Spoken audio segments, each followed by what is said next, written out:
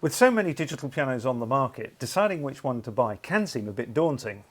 Online research is the obvious place to start, and I'm sure you'll find the other videos in this series very helpful, as each video talks about a different aspect of the digital piano.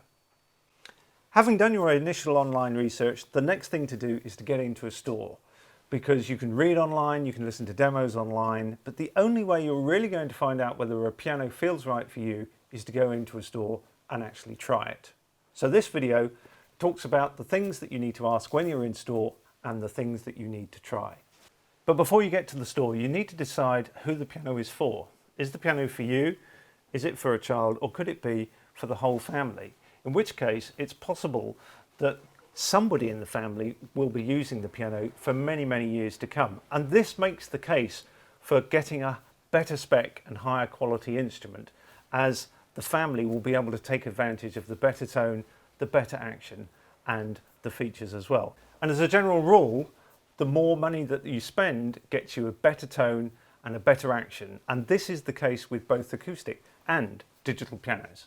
So the overall message is buy the best that you can so that you don't have to buy another piano as you outgrow it. So when you get to the store, probably the first thing to evaluate is the tone or the sound. And the best way to do this is to decide on the 2 or 3 sounds that you're probably going to use the most. So that could be the concert piano sound. It could be an electric piano sound. And it might be, say, the strings.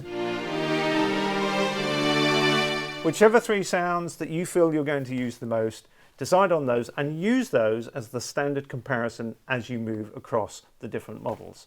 And it's worth trying 2 or 3 models within your price range to determine the best sound for you.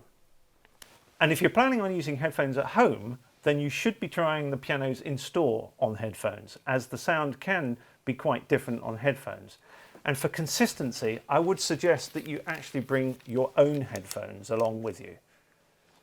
And for when you're not using headphones at home, you'll want to make sure that you get a piano that has a really good quality audio system. So that's the speakers and the amplifiers. Entry-level pianos will normally have just 2 stereo speakers, but the more upmarket pianos will often have 4 and even up to 6 different speakers.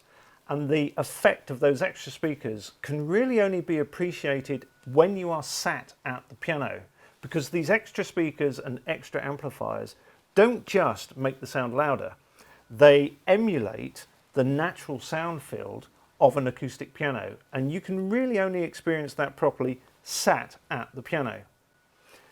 So if the salesman offers to play for you in the store, that's fine, let him play. But so that you can make sure the sound sounds right to you, sit at the piano yourself and either play or use one of the built-in demo songs. The surface of the key is perhaps less subjective. Entry-level pianos will have a white, shiny plastic finish, whereas more upmarket pianos, like this one here, will have a synthetic ivory substitute, which not only looks more natural, it also offers better grip. So when you're in store, make sure that you try both. The overall touch is not the end of the story, because you can have a great piano sound, but the touch needs to be able to express that piano sound. So when you're in a store, check firstly the overall dynamic range of the piano and how easy it is to control the dynamic range of the piano.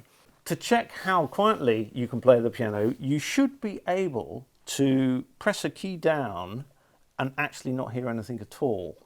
Some digital pianos, when you play very gently, they do actually trigger the note. But of course, on an acoustic piano, it's possible to press it down and not hear anything. Equally, when you play fortissimo,